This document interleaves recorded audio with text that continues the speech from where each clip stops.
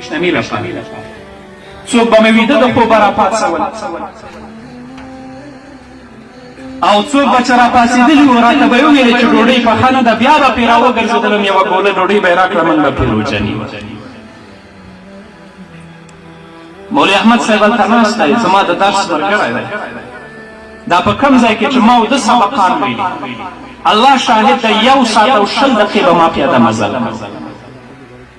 او هلته به مې چې یوه نیمه بجه درس خلاص شه په مغه سخته ګرمي کې 1 ساعت او 20 دقیقې به بیا تر جوماته تلم هلته به چې لاړم موږ سره یو کوچنی طالب و د فاریاب و نوم مې یاد دی ورته سیدولي نومېده د نن نه 15 کاله مخه هغه به هلکانو ماشومانو سره په کوڅه کې موږ تشني ورته وایي تاسو څه ورته وایي په دې باندې به بوخت و دا لوبې به یې کولې وظیفه او ډوډۍ به یې نه وه راوړې بیا به موږ وږي کېناستې نو ځکه محمد رسول الله صلی الله علیه وسلم ته الله رب العزت فرمایي واصبر علی ما اصابک ان ذلک من عزم الامور د الله په لاره کې چې تا ته څه تکلیف در رسېږي په دې باندې صبر کوه بدله یې د الله نه غواړه او خپل دعوتي سلسله کې اخلاص او صداقت ته په خپل زړه کې ځای ورکوه د روژې مبارکه میاشت را روانه ده پیغام مې په خلاصو غږونو باندې واوري د روژې په مبارکه میاشت کې موږ او تاسې داسې کورنۍ هم لرو چې روژه مات او پیشلمي ته به دومره خوراکونه او میوې ویښې وي چې هغه به حیران وي چې زه په کومه باندې روژه ماته کړم او په کومه باندې روژه ونیسم اما داسې کورنۍ او خویندې هم لرو چې په اوښکو باندې روژه ماته یو په اوښکو باندې نیسي یوه ګوله ډوډۍ د هغوی په کور کې نشته چې هغوی په روژه ماتې کې هغه وخوري یا یې په پیشنمي یقین په الله وکړئ زه داسې کورنۍ هم پېژنم چې د هغوی په زړه کې د الله ویره وچه ډوډۍ به یې په اوبو کې نشته کړه ماښام به یې راواخیستله روژه به یې پرې ماته او بیرته به یې کاسه کېښودله پیشنمۍ به یې راواخیستله او به یې خوړله روژه به یې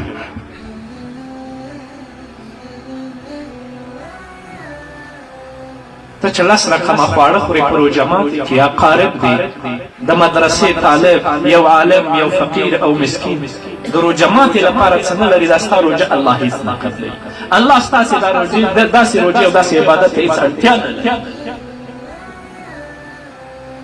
نو خپلې مرستې د مدرسو طالبانو سره نورو فقراو او مساکینو سره په دې مبارکه میاشت کې جاري ساتي زکات خو هر وخت ورکوئ خو د روژې په مبارکه میاشت کې ورکوئ چې یو به د الله حق ادا کړئ او بل به د فقراو مساکینو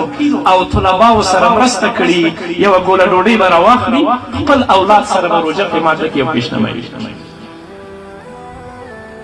زه دا اوازې اورم وایي مولوي صاحب د خیراتو مخالف دی خیراتونه تاسې نه پوښتنه کوم او په لوړ اواز به جواب هم راکوئ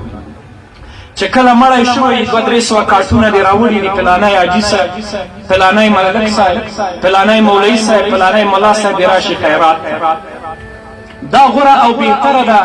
که یو بوجۍ اوړه واخلي یوه بېوزله کورنۍ وګوري د هغې کورنۍ کې واچي یو بوجۍ وریجې واخلي یو فقیرې کورنۍ ته یې وروړي 1 کیلو غوښه واخلي یوې فقیرې کورنۍ ته یې وروړي چې شوروا یې کړي چې په میاشت یې غوښه نه ده څکلې دا ډېر ثواب لري که کارتونه یې لګلو والا په اوچت اواز راته ووایي نه په اوچت اواز ووایي سم پوره بس موږ خیرات منو موږ صدقات منو خو په هغه طریقه چې موږ ته محمد رسول الله صلی الله علیه وسلم ان الذين آمنوا وعملوا الصالحات اکثر مفسرین د عمل الصالحات تعبیر په دې کې چې عمل د رسول الله د سنت موافق چې عمل د رسول الله د سنت موافق نه وي هغه د الله رب العزت په دربار کې هیڅ قبول نه دی او الله رب العزت ورته په کورنیو کې ډېرې کونډې لرو په ځانګړې توګه په هلمند کې داسې کورنۍ به نه وي چې په هغې کورنۍ کې یتیم شهید او کونډه نه وي